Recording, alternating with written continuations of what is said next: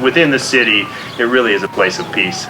There's a certain amount of wonder in it. You plant these seeds and they come up and they grow, and it's something that you've created. You get your hands in the dirt. You forget about your troubles. We certainly provide a service back to the community because most of us give away more than we consume. I think a lot of people have forgotten their roots, their connection to the earth itself. It really is community. I know every single person's name in a 3-block area here because I come to the garden or they come here and we walk back and forth. Nice flowers there. There's some good beans. Aren't they beautiful? Mm-hmm. Want to try? Yeah, I've had people say, oh, it's so beautiful. I just love to walk by and they get a sense of something really nice happening in the community. It wasn't just growing vegetables, it was growing relationships and friendships.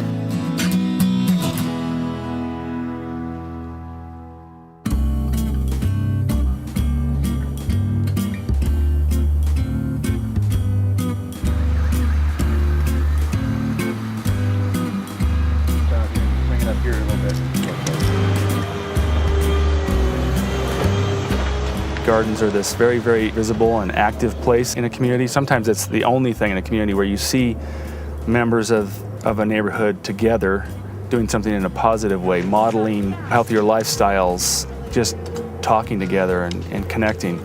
I knew intuitively that community gardens were affecting neighborhoods in very positive ways, including health, but had no evidence to the fact. In participating in a community garden, do you walk more to get around in your neighborhood, to get to the garden? Are you more physically active because you're gardening versus if you weren't? By participating in a community garden, do you eat more fruits and vegetables? There were a lot of anecdotes about the power of gardens and nature, and then there was a subset of research out of the environmental psychology world that was studying the effects of nature on health and well-being, but not any studies specifically on community gardens, or there were very few. We conducted interviews with gardeners as our first step in trying to figure out the things that we really wanted to understand about gardening and health. So we're interested in the fruit and vegetable intake, but we also want to know what is the connection between participating in a community garden and getting to better health. And that's really what we're interested in. We interviewed about 67 gardeners across 29 garden sites in the city of Denver. We wanted to look at what was happening on the social aspects of gardens, how people talked about their experience in the gardens, their experience between the garden and the neighborhoods, the physical aspects of the garden, what it meant to them, the history of the garden, how they came to gardening.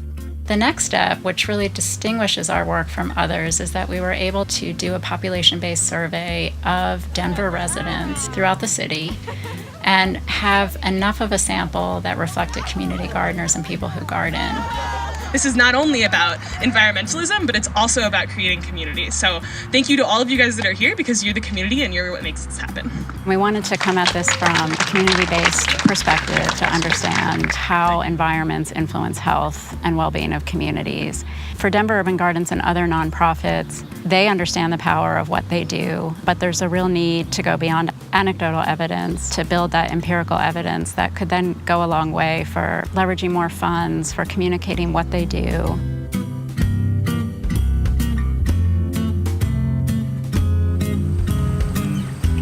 As a family doc, I routinely see lots of people who are overweight, who come in with chronic medical conditions, or unfortunately in lots of cases they've just had a heart attack. They wonder, what should I do, doctor, that's different? And what my advice to them is, of course, exercise.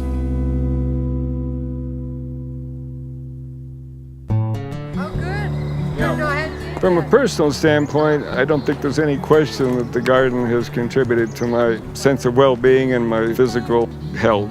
Being out here and exercising and being in the fresh air and doing a little hoeing, a little shoveling, bending over a bit, it's just good for the spirits and also good for the body. Yeah. These are aromas, of course.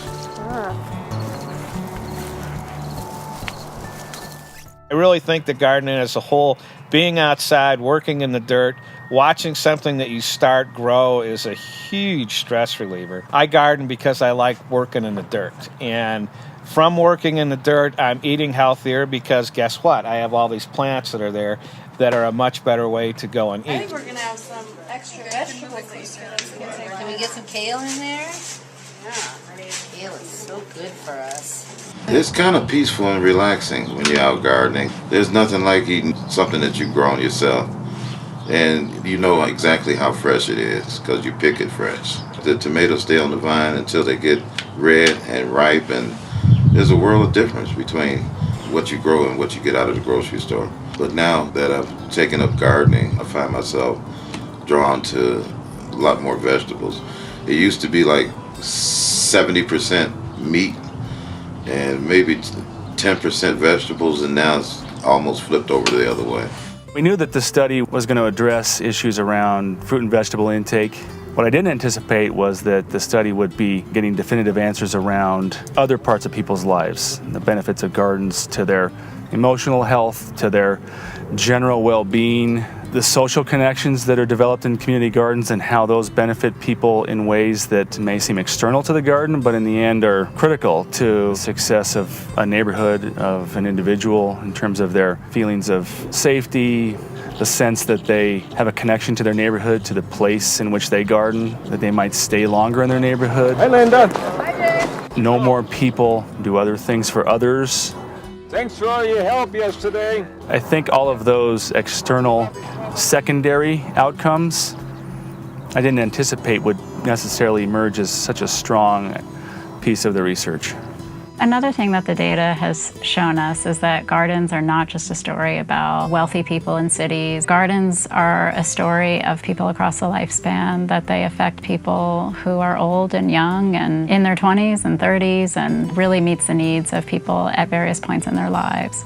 It's also a story of communities that are diverse. It's accessible by people of all kinds of backgrounds, ethnic backgrounds, racial backgrounds, different income groups.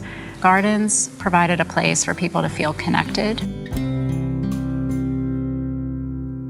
A lot of my family members, they love to garden, and when they garden, they feel like they're actually like at home. We're here in the United States, but we're really not like Americans. You know, we have our own culture, and living here, it's like, sometimes it's hard to kind of focus on your own culture. Everybody's really Americanized. But when you go to the garden, it reminds you of who you are, where you came from. It's a very spiritual thing because when you garden, you have to have like a clear mind. You have to really have good thoughts. You know, you can't garden and be angry. And you kind of have like a relationship with your garden because you really have to work really hard. And this year we've doubled at least the size of our garden. And I'm not so sure it's all related to the economy. I think it's related to a time where people actually want to start putting, excuse the puns, roots back down into the area that they're in. This is just beginning. It doesn't look very nice right now, but it's going to be transformed soon. We moved into a high-rise condo from a house, and my husband said, I'm not going to spend my time gardening anymore. We're going to do other things. Well, he went 1 year without a garden, and he was so miserable. I said, I'll find you a garden. So, oh my goodness. Yeah, so we found this one and been here ever since. I just love it here. It's just a place of renewal, isn't it? It's just a dynamic place. A good season this year, I can tell. I planted a bunch of stuff before I went on a vacation, and I left all the markers next to each row of vegetable. And when I came back, my fiance had thrown them all away. And I said, I have no idea where stuff is. So our neighboring gardeners came over and helped us look at each little green thing and say, yes, that's a weed, and no, that's a squash coming up, and no, that's a green bean. So the neighbors were integral in our success for sure. One of the great benefits of being in the garden is there's usually someone here. We know who lives over here, we know who lives over here, we know who lives here, we know who lives within a mile area. I would say 3/4 of the people by name as they go through, and it really makes for much less stuff and much less crime going on. A community garden, by its nature, has this quality in which people have a vested interest in the place personally because they're growing their own food there. So they care about its maintenance, they care about what happens there, who else is in it. And then what ends up happening magically is that community gardeners reap so much of a benefit from the garden themselves that they decide Others need to participate. They're missing out. They realize that they can give back. And sometimes that's one of the best marks of a successful community garden, even in a very low-income neighborhood, when gardeners feel like they've received so much from the place and so much from each other that they decide, we need to give back. We need to get other people involved in this. We were really surprised to find in the research study that a significant portion of the produce in gardens and the gardeners themselves donated to others, including informally to neighbors, an older adult in your community, a food bank, and formally to other organizations that are in need of healthy produce. I lived and raised in the city. I didn't know what a garden was about. The first year, it was hard because, I didn't know what it was to grow, and Michael and Judy and all of them would come out and they would pretty much help me. As long as the garden has been up, it's a little piece of heaven, and each year the garden goes on, the better I got at it. 10 years ago, I would never think that we would be in a position where people can't grow, or people are losing their homes and they don't have food to eat. And the garden is now what supplements them. So for the last 3 years, I use 10 plots, and I grow food for the Mont Bella Food Bank, and they get fresh vegetables until the end of the season. I'm a hospice nurse, and so it gives me a chance to deal with death on one hand and life on the other. It's easy to give, especially when it comes to food, and healthy food. It's one thing to go to the store and buy it, but when you get out there and you put your sweat and your back to it, and your tears and your pain, and you come back and you've got a tomato or a cucumber or a green bean, and you're able to take it and let someone else use it, then you can say, God, you've accomplished what He's asked you to do. We weigh it all so we have a rough idea of what we've given, and then we keep track of, you can see on the board here, in September we'll give as much as 350 or 400 pounds in a week. Sure. Wow.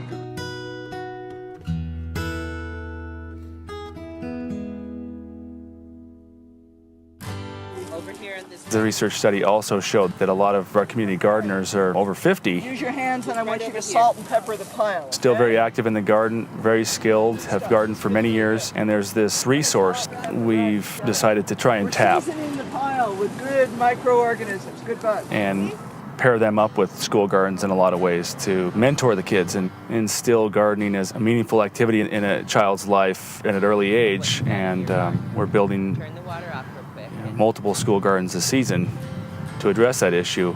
Children's health is at risk in a way that we've never seen before because of the environments that we're constructing for them to live in. It is the absolutely most beautiful garden you'll ever see, and the spirit of it. The children love being around here. All the garden was built by young people who were struggling with the issues of gangs and becoming gang members or being in a gang environment. So this is a sanctuary for them. This is a place where they can see that they might have some hopes for some kind of a future. Because what better way to heal a community than to embrace the earth? Mother Earth. She's the teacher. This is a life commitment. To change a community is a life commitment. So not much in the way of roots. There are all sorts of different kinds of experiential learning.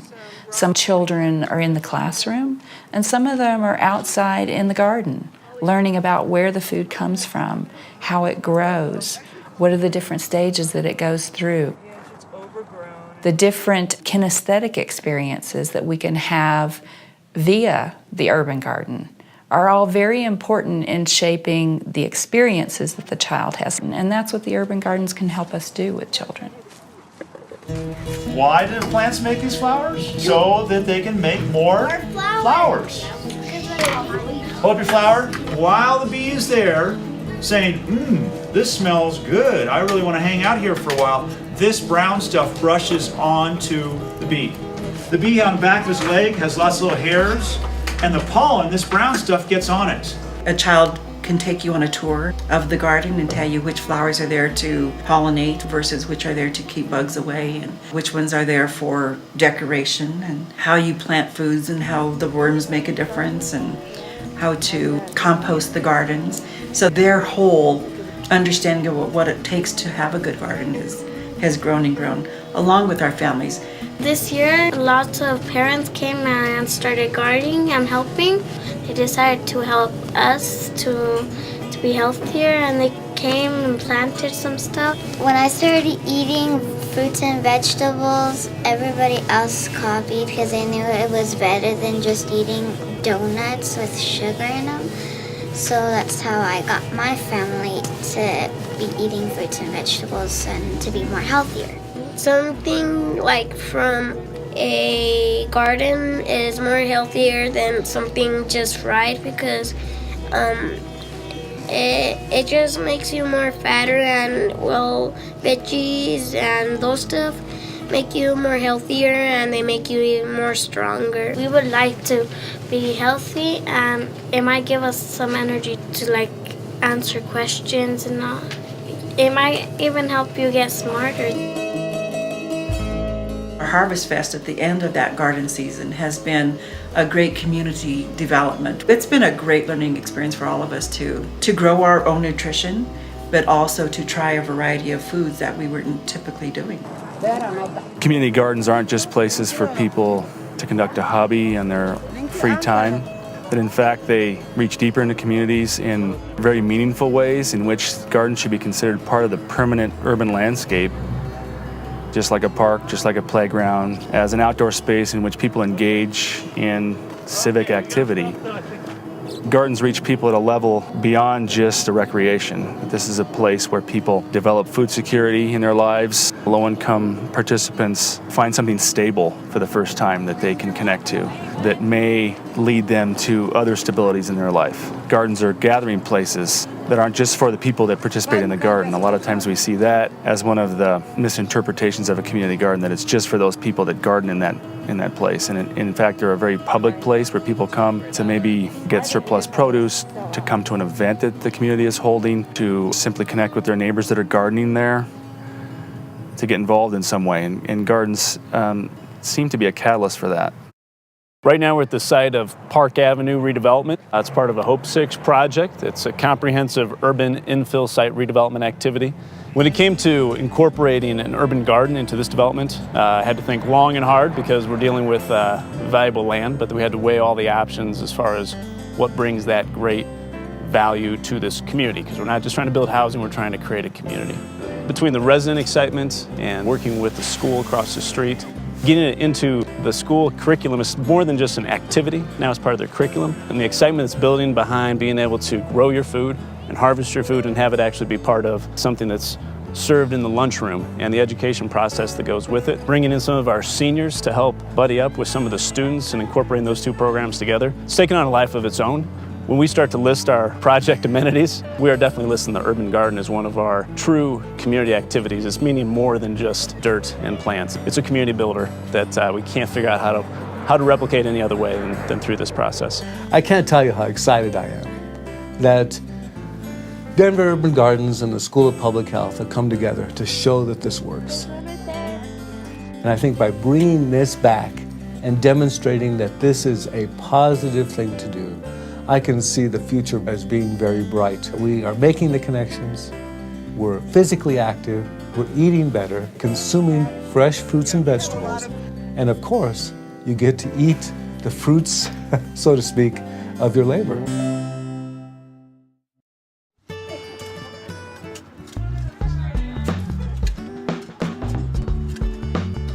Oh, look, this guy's coming up. You can see him right there. Yes, ma'am. Yeah. Ooh-wee. Squash. I have to get more water. Yeah, zucchini or whatever. Yeah, one of the squash.